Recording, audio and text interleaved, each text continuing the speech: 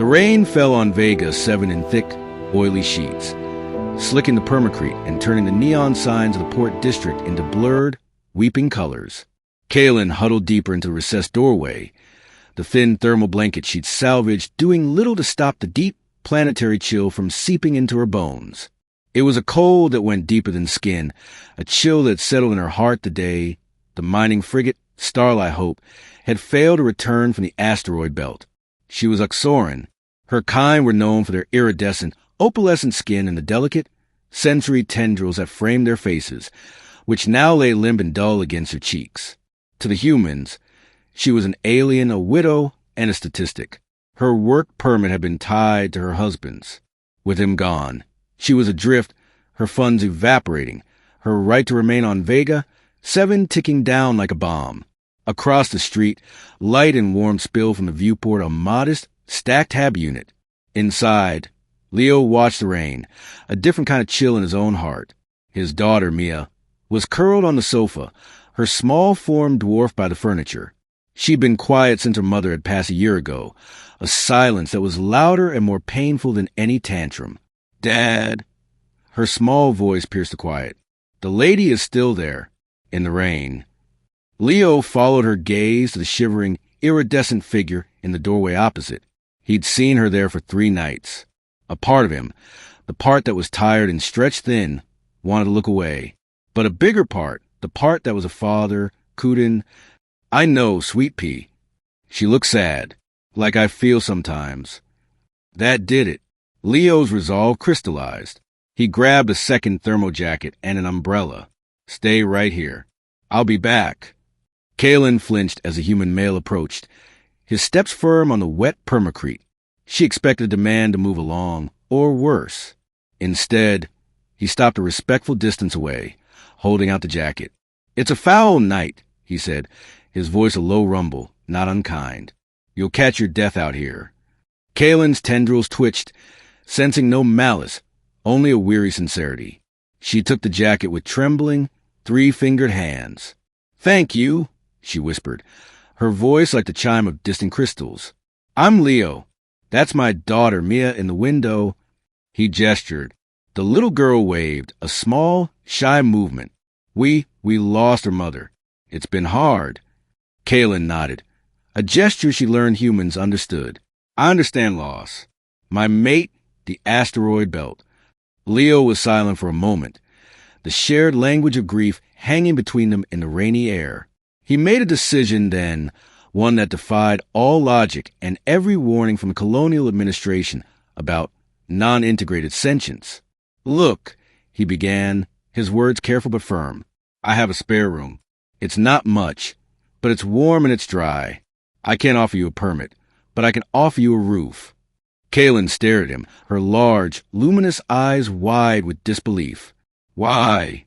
You do not know me." Leo took a deep breath, his gaze shifting from the homeless alien widow to the lonely little girl in the warm, silent apartment. He voiced a thought that had been forming in his heart since Mia had first pointed her out. "Your daughter needs a home," he said, the truth of it stark and simple. "And mine wants a mother."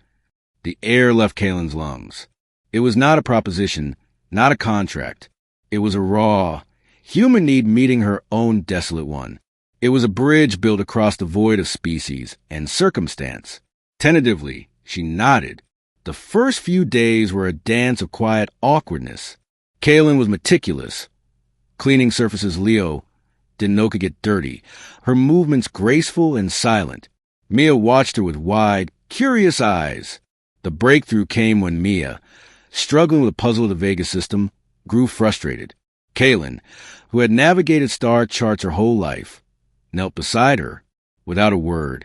She guided Mia's small hands, placing the pieces with quiet certainty.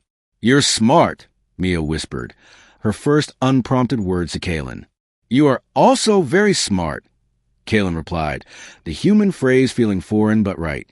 Leo watched from the kitchen, a forgotten mug in his hand, as his daughter smiled a genuine, unforced smile for the first time in a year. His offer, born of desperate empathy, was beginning to feel like a miracle. Kaylin began to teach me about the constellations, painting phosphorescent star maps on her ceiling. Mia, In turn, taught Kaylin how to make grilled cheese sandwiches and about the intricate social hierarchies of her school. The apartment, once a tomb of silence, began to fill with the soft chime of Kaylin's laughter and the bright sound of Mia's. One evening, Leo found Kaylin looking at a hologram of her lost husband, her tendrils drooping. He would be glad, Leo said softly, leaning against the doorframe. Glad you are safe. Glad you are loved. Kaylin looked up, her eyes shimmering. He was a good male like you. She paused. Mia called me Mama K today. The word hung in the air, profound and terrifying and beautiful. Is that okay? Leo asked, his heart thudding. It is more than okay, Kaylin said. It is a gift I thought I had lost forever. The threat arrived in the form of a crisp, official datapad. A colonial authority officer stood at their door, his face impassive. We have a report of an undocumented Uxoran residing at this address. Her temporary visa has expired. She is scheduled for deportation. Panic, cold and sharp, seized Leo. But before he could speak, a small figure pushed past him. You can't take her. Mia cried, planting herself in front of Kaylin. She's my Mama K. The officer looked uncomfortable. I'm sorry, miss, but the law is a law. The law is stupid. Mia shouted, tears now streaming down her face. Then Kaylin spoke, her voice calm but firm, filled with a strength she had rediscovered in this little human family. Officer, my presence here is not one of dependence, but of contribution. She gestured to the home, spotless and warm. I am caring for a child. I am maintaining a household. I am part of family. Leo stepped forward, putting an arm around Kaylin's shoulders and pulling Mia close. She's not a vagrant. She's my partner. She's this child's mother. We are a family. The officer looked at them, the grieving human man, the fiery little girl, and the iridescent alien widow who stood with a newfound dignity. He saw the truth that no official form could capture. He sighed, making a note on his datapad. I'll file for a humanitarian extension. Caregiver status. It's a long shot, but the circumstances are unusual. He looked at Mia's defiant, tear-streaked face. Compelling. When the door closed, the three of them stood together, a single unit. The crisis had not broken them. It had forged them. That night, as Leo read a bedtime story to Mia, she interrupted him. Daddy, is Mama K staying forever? Leo looked over at Kaylin, who was mending one of Mia's toys with deft, careful fingers. She met his gaze, and in her luminous eyes, he saw a reflection of his own hope, his own love, his own family. He smiled, the first truly easy, weightless smile in years. Yes, sweet pea, he said, his voice thick with emotion. I think she is.